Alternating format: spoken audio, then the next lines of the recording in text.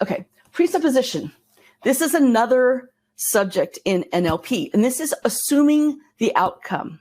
So let me give you an example. You're going to buy a car. You could go in and the salesperson says, you buy this car. Instead, and that's not going to go anywhere, you know that.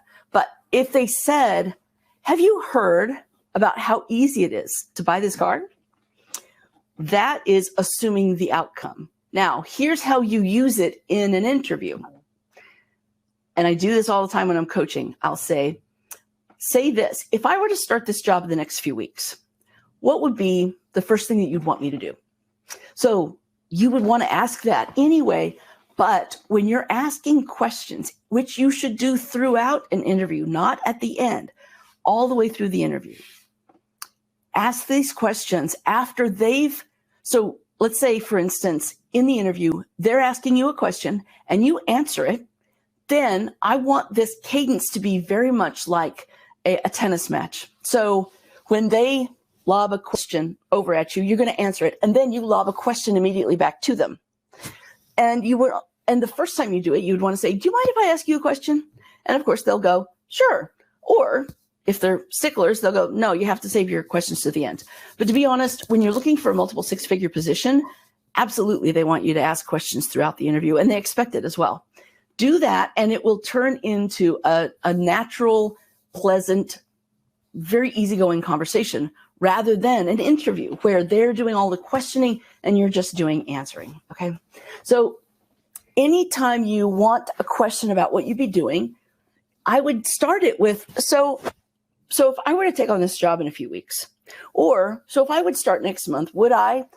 Something like that. You really want to make sure that they see you, hear you, feel you in that job, in that role.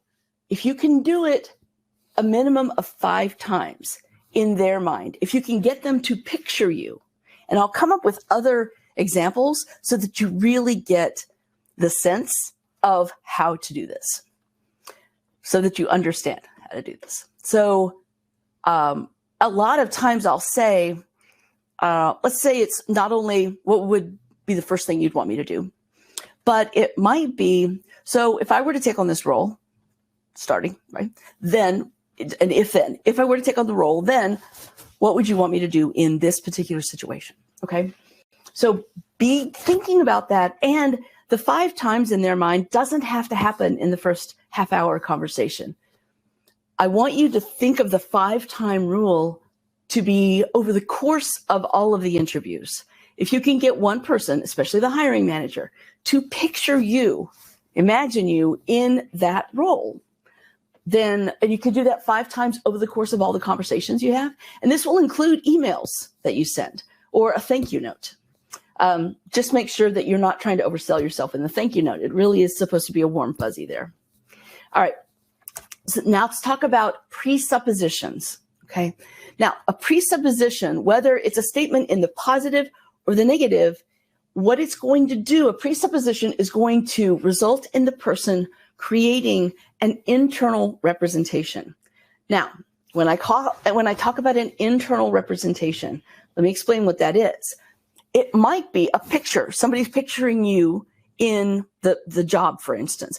But also know if they're auditory, you would want to talk about how it would sound if you were to take on that role. So it's not necessarily a picture of something in someone's head. Now, if you're a man, most likely that's how you store information in your head. That's how your mind works, is through pictures. So it would be, picture this or imagine this.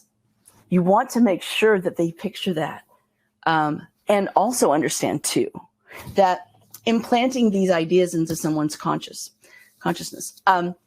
the unconscious mind does not understand negatives. Okay. So I was talking with Brian, my husband, this morning, and Lacey.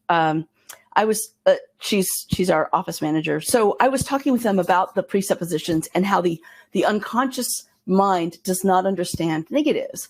And we came up with a couple of them. For instance, the one that I use a lot, when you say a negative in front of it, don't hesitate. it makes them hesitate. That their mind hears hesitate, or at least their unconscious hears hesitate. So when I say, don't hesitate to reach out to me, I know what I'm doing there.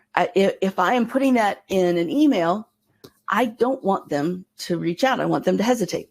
So if I want them to reach out, what I will use instead is feel free to ask me any questions at any time. Now, free is an unconscious emotive word. People love the word free. Free has so many great connotations associated with it, but they're not negative. Most all of them are completely positive. So feel free to reach out at any time versus don't hesitate to ask me any questions. Don't use don't hesitate. It'll make people hesitate. You will get more response when you say feel free. Feel free to reach out. And then Brian, my husband, came up with, I don't want to waste your time. What the unconscious hears is waste your time. Okay. So you don't want to say, I don't want to waste your time. It would be more like, I know your time is valuable. So again, an if then, or a so. I know your time is valuable. So, and then finish that sentence. All right. Again, unconscious does not understand negatives at all. All right. So we go into the next one. Here are some presuppositions, positive and negative. And this will give you an idea of what I'm talking about. For instance, we all love Oreos. Everybody loves Oreos, of course. Now, I challenge you to not think of Oreos. When I say we all love Oreos, or even if you say don't think of Oreos, don't is the negative, but the unconscious does not remember negatives. All it considers is Oreos. So I challenge you not to think of an Oreo when I say that. Here's another one. The black cat saw me cross its path. So if I say the black cat didn't see me cross its path, try not to think of a black cat and your path. Not going to happen. How are you not going to think of a black cat? That's a negative, and that will give you the understanding that the unconscious, when you learn something, it doesn't learn negatives. Okay, so then think about this if-then statement. If I don't get the role of project manager here at Intel, then are there other roles that will be available now or in the future? So you can use a lot of if-then statements. So if I were to take on this role, what would be the first thing you'd want me to do? Or if I were to take on this role, how many team members would I be leading? Again, when you say that, you're having them picture you in that role leading 8 team members. Okay,